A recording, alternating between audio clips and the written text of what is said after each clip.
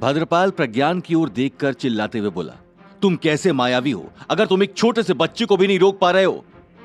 प्रज्ञान ने गुस्से से भद्रपाल की तरफ देखा और बोला, ऐसे तो मैं भी ये कह सकता हूं कि तुम कैसे योद्धा हो जो एक बच्चे से नहीं जीत पा रहे हो।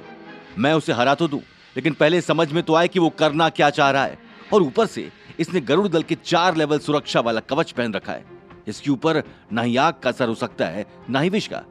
भद्रपाल प्रज्ञान की ओर देखते हुए बोला, तो फिर हमें एक साथ इसके ऊपर अटैक करना होगा।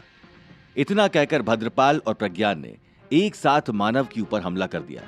मानव ने पहले तो काफी डिफेंस करने की कोशिश की, लेकिन वो लगातार डिफेंस करते रहने में भी चोटिल होता जा रहा था। आखिरकार मानव ने अपनी मारतंड तलवार उठाई और फिर डिफेंस के बजाय प्रज्ञान और भद्रपाल पर अटैक करने लगा। भद्रपाल और प्रज्ञान दोनों ने मिलकर मानव के अटैक को एकदम ही फेल कर दिया। अब मानव लड़ाई की हालत से बाहर हो रहा था। मानव ने एक नजर कियारा की तरफ डाली और इस उम्मीद में आगे लड़ता रहा कि हो सकता है कि कियारा को होश आ जाए और वो उसकी मदद कर दे। लेकिन कुछ देर बीतने के बाद भी जब कियारा को होश नहीं आया तो मानव को उससे भी मदद की कोई उम्मीद नहीं रह गई। मानव ने कोई और चारा न देखकर अपनी आंखें बंद कर ली और फिर से ध्यान में चला गया। इसी बीच प्रज्ञान और भद्रपाल ने मौका देखकर मानव के ऊपर अटैक कर दिया। मानव को काफी चोट आ चुकी थी, लेकिन इस बीच उसकी साधना इतनी प्रबल हो चुकी थी कि चोट के बाद भी उसका ध्यान नहीं टूट रहा था। कुछ देर बाद आखिर मानव का ध्यान टूट गया। उसने अपनी नाक से बह रहे खून को पोंछा और भद्रपाल की तरफ देखते हुए बोला, तुम्हारा आखिरी वक्त आ चुका है। अगर अब भी तुम ये बड़ा काम छोड़कर भागना चाहो तो भाग सकते हो। भद्रपाल ने मानव की बात सुनी तो हंसते हुए बोला, होता है, ऐसा ही होता है। जब मौत सामने खड़ी हो तो आदमी ऐसी ही बेसिर पैर की बातें करता है। इसमें तुम्हारी कोई गलती नहीं है। इतना कहकर भद्रपाल मानव की ओर झपटा ही था कि मानव अपने मन में बोला, ठीक है, जैसी तुम्हारी इच्छा। अभी भद्रपाल हवा में ही था कि पीछे से कोई भारी भरकम चीज आई और भद्रपाल से टकरा गई। भद्रपाल उड़कर मानव के पास आ रहा था, लेकिन रास्ते में ही गिर गया। भद्रपाल तेजी से उठते हुए अपने चारों तरफ देखने लगा। तभी प्रज्ञान की नजर सामने जमीन पर एक अजीब से जानवर पर पड़ी। मानव ने वृकोदर के दिमाग पर कंट्रोल कर लिया और भद्रपाल पर हमला कर दिया। वृकोदर के डेवलप होने के बाद भी उसकी बुद्धि बहुत थोड़ी सी विकसित हुई थी। अब वृकोदर के पास अपने पंख भी थे, लेकिन वृकोदर का शरीर बहुत ही भारी था, इसलिए वो बहुत तेजी से नहीं उड़ सकता था। लेकिन फिर भी उसकी उड़ान अन्य सामान्य पक्षी की अपेक्षा अच्छी थी। प्रज्ञान और भद्रपाल ने जब मानव के सामने एक बड़े खूंखार और खतरनाक जानवर को देखा तो उनकी सिट्टी पिट्टी गुम हो गई। जिस तरह से वृकोदर ने भद्रपाल के ऊपर हमला किया था, भद्रपाल समझ गया था कि मानव अपने ध्यान से इस जानवर को कंट्रोल कर रहा है। भद्रपाल ने प्रज्ञान की ओर देखा और बोला, क्या तुम कैसे भी करके इसको रोक सकते हो? मैंने आज तक ऐसे किसी खूंखार जानवर को नहीं देखा है। प्रज्ञान ने भद्रपाल की तरफ देखा और फिर वृकोदर की तरफ देखते हुए बोला, मैंने भी आज तक ऐसे जानवर को नहीं देखा है। ये ना तो पूरा कीड़ा लग रहा है, ना ही छिपकली, और ना ही कोई दूसरा जानवर। ये कुछ अजीब ही है। भद्रपाल ने प्रज्ञान की तरफ देखा, फिर वृकोदर की तरफ देखते हुए बोला, मुझे तो ये जानवर इस दुनिया का लग ही नहीं रहा है। प्रज्ञान ने भी भद्रपाल की हां में हां मिलाई और फिर अपने हाथों से एक नीली रोशनी निकालकर वृकोदर पर हमला कर दिया। मानव पहले से ही इस बात के लिए तैयार था, इसलिए उसने वृकोदर को अपनी जगह से थोड़ा सा खिसका दिया। प्रज्ञान का वार चूक गया, लेकिन उसने हार नहीं मानी और फिर से एक के बाद एक वृकोदर के ऊपर वार करता रहा। मानव ने प्रज्ञान के सारे वार को बेकार कर दिया। तभी भद्रपाल ने अपनी तलवार निकाली और तेजी से दौड़कर वृकोदर पर हमला कर दिया। मानव को पता था कि इस हमले का क्या अंजाम होने वाला है। जैसे ही भद्रपाल ने वृकोदर के ऊपर हमला किया, वृकोदर के शरीर से एक टन की आवाज आई। आवाज सुनकर भद्रपाल एकदम से चौंक गया। भद्रपाल ने अपनी तलवार को देखा तो उसकी तलवार की धार टूट चुकी थी। भद्रपाल समझ गए कि इस जानवर का शरीर किसी और चीज से बना हुआ है, इसे तलवार से नहीं मारा जा सकता है। थोड़ी ही देर के अंदर प्रज्ञान और भद्रपाल दोनों ही वृकोदर के आगे घुटने टेक चुके थे। भद्रपाल ने सकपकाते हुए प्रज्ञान की तरफ देखा और बोला, मुझे लगता है कि इस वक्त हमें यहां से निकलना चाहिए। हम किसी और वक्त आकर इस जानवर से निपटेंगे। प्रज्ञान तुरंत ही बोला, मुझे भी तुमसे यही बात कहनी थी। हमें नहीं लगता कि हम अभी इस अजीब से जानवर से जीत पाएंगे। हमें इसके बारे में कुछ और डिटेल्स जाननी होंगी। इतना कहकर भद्रपाल और प्रज्ञान ने अपने पक्षियों को बुलाया और उन पर बैठकर भागने की कोशिश करने लगे। लेकिन मानव ने पहले से ही सोच रखा था कि वो इनमें से किसी को भी भाग कर जाने नहीं देगा। जैसे ही भद्रपाल और प्रज्ञान अपने पक्षियों पर भागने लगा, वैसे ही मानव ने वृकोदर को उनके पीछे भेज दिया और वृकोदर ने हवा में ही भद्रपाल और प्रज्ञान के पक्षियों को घायल करके जमीन पर गिरा दिया। पक्षियों के जमीन पर गिरते ही भद्रपाल और प्रज्ञान भी जमीन पर आ गिरे। अब उनके पास भाग कर जाने के लिए कोई भी रास्ता नहीं बचा था। भद्रपाल और प्रज्ञान ने भागने की कोशिश की तो वृकोदर ने उनके पैर पकड़ लिए और उनके पैरों को अपने मुंह में दबाकर इधर उधर झुलाने लगा। अब प्रज्ञान और भद्रपाल की हालत काफी खराब हो चुकी थी। इसी बीच मानव भागकर कियारा के पास आया और उसे होश में लाने की कोशिश करने लगा। प्रज्ञान अभी भी वृकोदर के ऊपर जादू करने की कोशिश कर रहा था, लेकिन वृकोदर के हमले के आगे उसका ध्यान और उसकी शक्तियां किसी काम नहीं आ रही थी। तभी मानव के इशारे पर वृकोदर ने उन दोनों को हवा में उछालकर दूर फेंक दिया।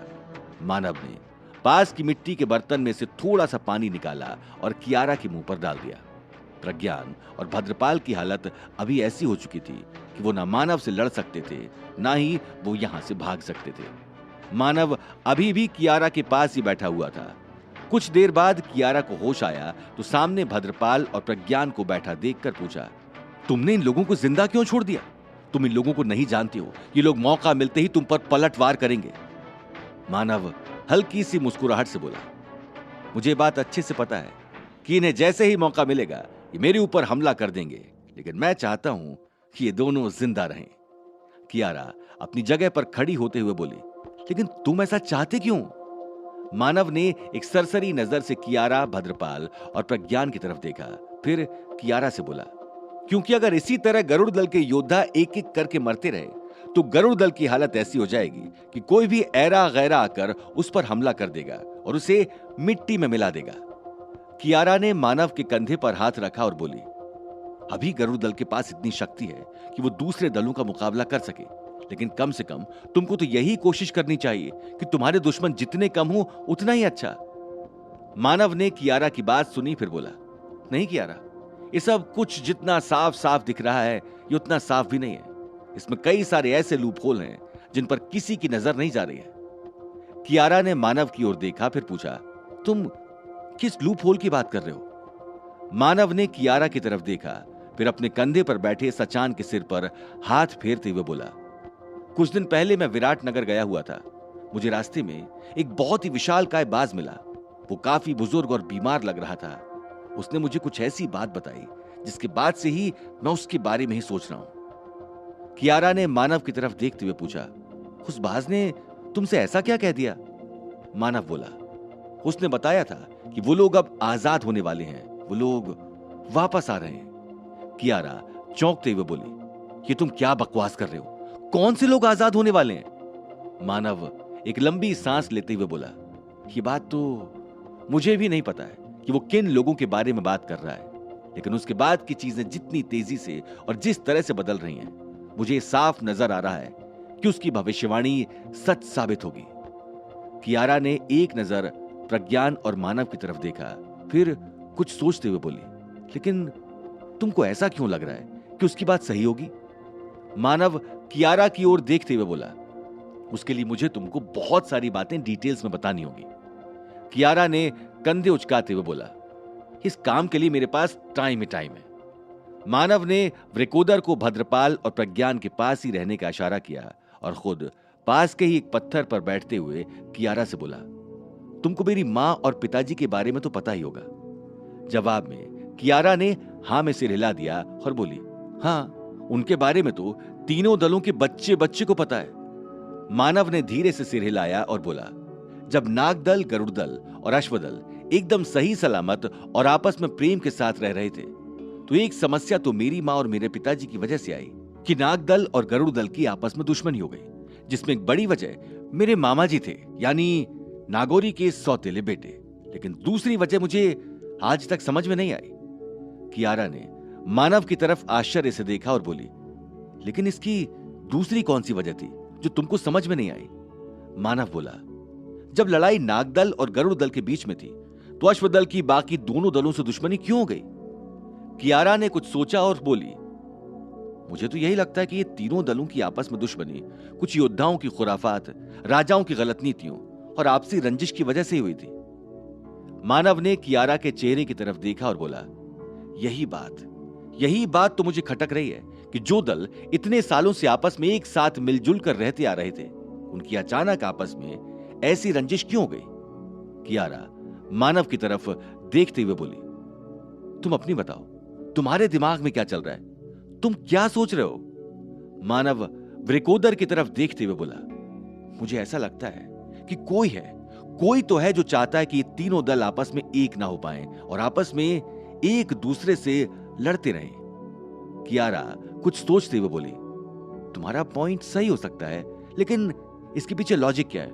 तुम ऐसा क्यों सोच रहे हो? मानव बोला, एक तो उस बाज ने कहा था कि वो लोग आने वाले हैं, वो कुछ दिन में आजाद हो जाएंगे। एक तो उसकी बात, दूसरी बात ये कि देवताओं ने भविष्यवाणी की थी कि गरुड़ दल के अंदर ही वो दैवीय अस्त्र पैदा होगा जिसके अंदर गरुड़ का गुण होगा। और जब से भविष्यवाणी हुई है तभी से गरुड़ दल, अश्वदल और नाग दल की आपस में लड़ाई चल रही है। कियारा कुछ सोचते हुए बोली, मतलब तुम ये कहना चाहते हो कि कोई है जो तीनों दलों को आपस में लड़वा रहा है? मानव ने हां में सिर हिलाया और बोला, न सिर्फ वो हमें लड़वा रहा है, बल्कि वो हमसे ज्यादा चालाक और हमसे ज्यादा ताकतवर भी है। वो नहीं चाहता है कि तीनों दल कभी एक साथ हों। कियारा ने मानव की अधूरी बात को पूरा किया और बोली, क्योंकि विभाजन से दल कमजोर होंगे और उन्हें हराना बहुत आसान होगा। मानव ने हां में सिर हिलाया और फिर अपनी जगह से उठकर प्रज्ञान और भद्रपाल के पास आ गया। मानव उनको देखते हुए बोला, तुम दोनों गरुड़ दल के जाने माने योद्धा हो, आने वाली लड़ाई में तुम्हारी जरूरत पड़ेगी, इसलिए जाओ और दल की शक्ति बढ़ाओ, क्योंकि वो लोग आ रहे हैं। किन लोगों की आने की आशंका से डरा हुआ है मानव? कौन है वृकोदर और कहां से आया है वो? क्या भद्रपाल और प्रज्ञान करेंगे मानव पर पलटवार? क्या मानव फिर से तीनों दलों को एक कर पाएगा? जानने के लिए सुनते रहिए पक्षीराज, ओनली ऑन पॉकेट FM।